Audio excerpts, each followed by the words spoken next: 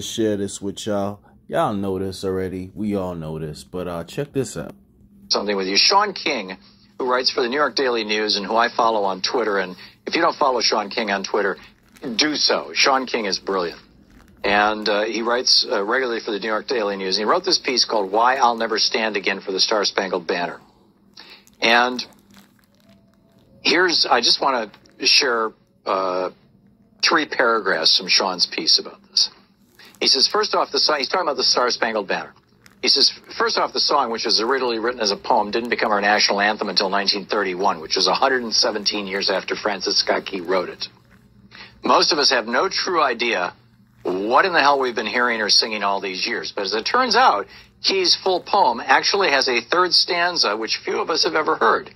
In it, he openly celebrates the murder of slaves. Yes, really.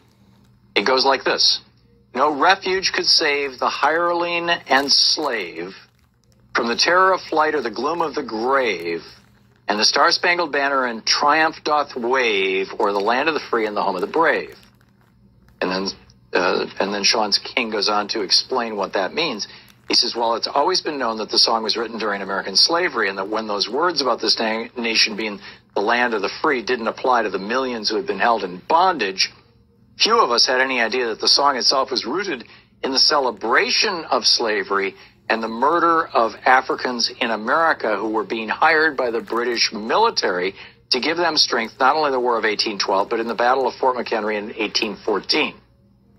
These black men were called the Corps of Colonial Marines, and they served valiantly for the British military. And Francis Scott Key despised them.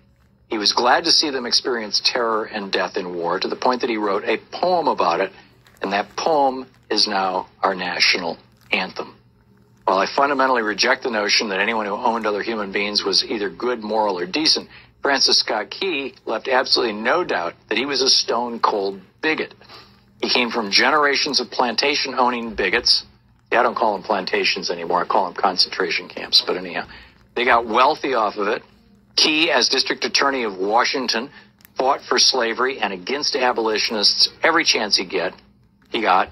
Even when Africans in D.C. were injured or murdered, Francis Scott Key stood strong against justice for them. He openly spoke racist words against Africans in America. Key said that they were, quote, a distinct and inferior race of people which all experience proves to be the greatest evil that afflicts a community, end quote. This is in the context of Colin Kaepernick's refusal to stand for the Star-Spangled Banner.